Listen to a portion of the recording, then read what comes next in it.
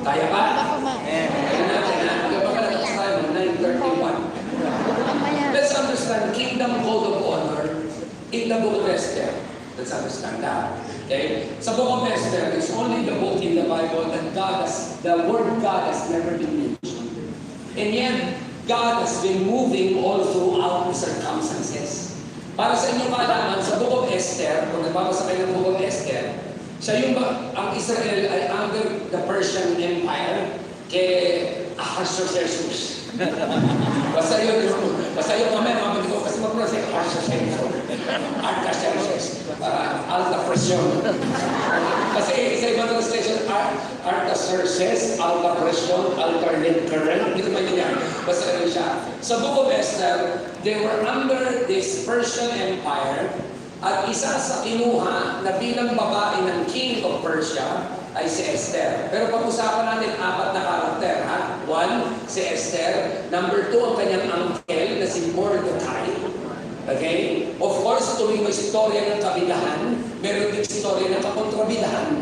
Okay? At pag-usapan natin mamaya, pangatlo, let's talk about today about kay Haman. Kilala niyo si Haman? Marami kayo nagbasa sana ng Bible, nandun din yung sinasabi ko. So si Haman yung kay-Haman. So si Haman, nagwisit na bitch sa kay Mordecai for the purpose dahil gusto kasi ni Haman entitlement. Gusto ni Haman respect. So habang dumadaan siya, lahat ng tao nagbabaw sa kanya, si Mordecai ayaw. Parang ganito lang siya, no? Alam niyo, madali mo namang malaman kung may feeling ka pang entitlement, ang isa yung ano. Diba, ikaw ay leader ng church, nagmano ang lahat, may isa hindi nagmano sa'yo, sumamano mo.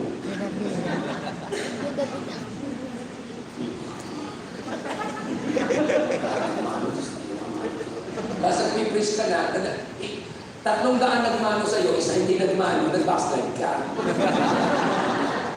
Ano yan? Feeling may title na dyan. Ibig sabihin, there is a pride, may pride pa. Ano ngayon kung ayaw magmano sa'yo? Ano ngayon? It's not your loss. Walang kaunsa.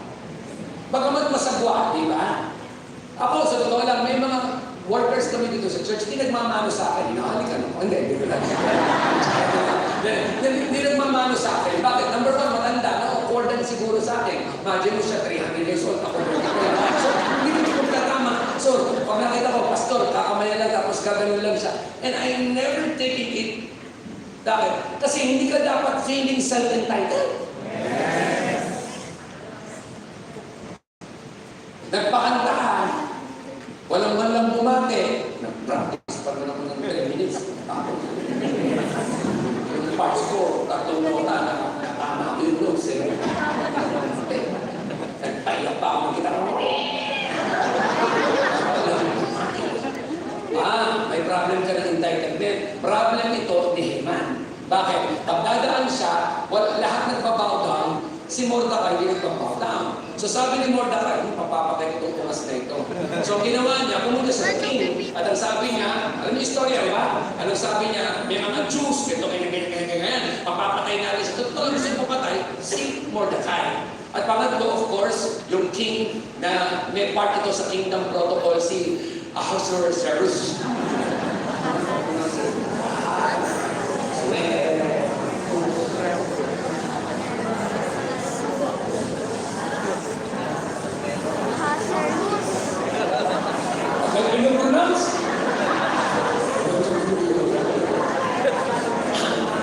Okay, we're going to talk about 3 things tonight. Are you ready for this? Number 1, we're going to talk with, pabilisan mo na para gusto friend tayo. Number 1, we're going to talk about the person who honors the king. That's the first point. Bilisan natin. Number 2 is the person the king wants to honor. Kata niyo yung point, number 2. Yung point number 1 is the person who honors the king. In return, the person the king wants to honor. Kanina, yung person ang gusto mag-honor sa king. Ngayon ito naman, yung king ang gusto mag-honor sa person.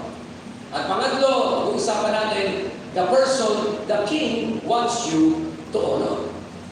Ito ang tawag nito, code of honor. Ang honor ay hindi kumpleto, kundi hindi pwedeng pakanin ganun lang,